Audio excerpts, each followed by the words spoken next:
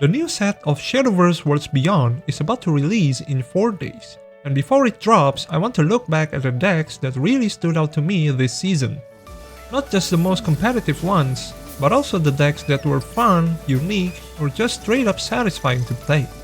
So in this video, I'll go over my top 7 decks from set 3, plus I'll show my personal deck list in case you want to try them out before set 4 arrives. I'll also post 1 or 2 gameplay videos after this, so stay tuned if you want to see them in action. Starting from number 7, Midrange Abyss. This is probably my go-to deck whenever I'm not sure what to play. It's easy to pick up, has a clear objective, and basically you just want to reach 10 faith to unlock all your modes. The general game plan is pretty simple. Survive your opponent's pressure as long as possible until you hit that faith threshold. But the reason why it's only number 7 on my list is because even though it's technically a control deck, it actually has very little healing or board clears. So it really struggles against fast aggro decks and burst heavy builds. Your healing options are limited, mainly the 4-cost Supplicant, Gilnolis, and Cerberus, and your real AoE only comes from the 3-cost Devotee. Because of that, surviving past turn 7 can be surprisingly hard these days, and with Crest Haven being everywhere on ladder, those matchups usually turn into really long games, sometimes going all the way to turn 13 or 20. So overall, while Midrange Abyss is a solid deck and still fun to play, I'd pick it more for casual matches rather than climbing. So if you want a stronger control option right now, I'd say Crest Haven just fits the current meta better. Speaking of Crest Haven, it sits at number 6 on my list. This was actually the first deck I built as soon as set 3 dropped. I knew it right away after Marwyn got leaked that this deck was gonna climb the tier list fast. Now being a control deck, it's almost perfect. You've got heals, AoE, followers with wards, and once you activate Marwyn's Crest, you can even deal direct damage without attacking. It really covers everything you'd expect from a solid control deck. The only downside, and this applies to most control decks, is that when you face another control deck on ranked, games can drag on forever, like we're talking turn 13 or more. Still, Crest Haven remains one of the most reliable decks this season, and I think it might stay relevant even when set 4 arrives. Now I mentioned tempo decks earlier, and that's exactly where Loot Sword comes in. This is the new swordcraft archetype introduced in set 3, and it's actually the second deck I built after trying out Crest Haven. A lot of players hesitated to build this one, and I totally get why. Unlike the usual straightforward sword decks, Loot Sword is all about hand management. You constantly have to plan your turns ahead, decide which loot to keep or discard, and that makes it one of the hardest decks to pilot this season. It's also very draw dependent. If you don't find Sinchiro or Octris by turn 6, the deck basically turns into a mid-range sword, but without the usual perks like follower swarms or AoE clears from Gildaria. Still, when everything clicks, Loot Sword is hands down one of the most satisfying decks to play. Now I've got to put the classic mid-range sword higher than Loot Sword on my list, not because it's flashy, but because it's solid.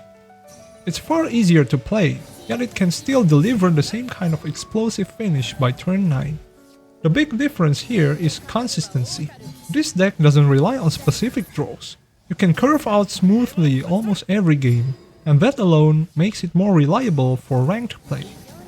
Another thing I love is how the deck's filled with core swordcraft staples. You've got Amelia, Amalia, Albert, Lance Trooper, Prim, and of course Gildaria. These cards just work, not just in mid-range sword, but in most swordcraft decks in general. Meanwhile, Loot Sword's key cards like Sinchiro and Octris are really specific to that archetype, so they are not very useful outside of it. So yeah, mid-range sword might not be new or experimental, but it's one of those old but gold decks that just never disappoints. Now speaking of classic decks, Tempo Forest makes a surprise comeback this season. While the new archetype, the OTK Unkilling Forest, didn't really land on the tier list, Tempo Forest turned out to be surprisingly explosive. It can even close games faster than most sword decks. So far, there are a few different variants floating around, but the most common one runs Jerry. Personally, I found that running Jerry is a bit too RNG heavy. Jerry can win games, but sometimes it just doesn't line up when you need it. So in my version, I'm running Rose Queen and Titania instead, as an alternative win condition. It feels more reliable and honestly just more fun to play. That said, I wouldn't recommend crafting Amatas if you don't already have him. He's amazing when played on curve, but if you draw him late, he's basically just a big vanilla war. Overall, this deck has been an absolute blast to play. Fast-paced, flashy, and nostalgic. So if you remember, a while back we got our first ever card buff in this kit, and one of the biggest winners was Puppet Portal. Right after that update, Puppet Portal made a huge comeback. This deck has been around for a long time, but after the buffs, it honestly became one of the strongest decks of the season. The changes really matter. You could feel the difference right away. A lot of players climbed all the way to Grandmaster just using Puppet Portal alone. I even mentioned this deck in one of my earlier videos, recommending it for new players, and I still stand by that. It's strong, reliable, and it'll probably stay solid for at least a few more sets. So if you haven't tried Puppet Portal yet, seriously, give it a shot. It's one of those decks that never really goes out of style. And finally, at number 1, Midrange Abyss. This deck has been everywhere this season, especially among top players. It was already popular in the previous set, but with set 3, it got a ton of new tools that made it even better. What's funny is that most of those cards were supposed to help mode Abyss, but they ended up making Midrange Abyss the real winner. Cards like Valnerite, Congregant, Supplicant, and Journalist have basically become the new core lineup for the deck. The only real downside is the crafting cost. Almost half of the deck is made up of legendaries. But just like with Midrange Sword, these are staple Abyss cards you'll use across future builds too. So if you're into Abyss craft, or just want to play one of the most consistent and well-rounded decks this season, you've gotta try Midrange Abyss before the new set drops. And that wraps up my top 7 decks from set 3, Heirs of the Omen. Honestly, this set has been one of the most balanced ones so far. Every class had something interesting going on. Some strong, some weird, but all fun in their own way. A few decks I really wanted to include didn't make the list. Not because they're bad, but because they just need a bit more support. Hopefully, the new set will give them that extra push they deserve. Anyway, those are my picks. Now I'd love to hear yours. What decks did you enjoy the most in set 3?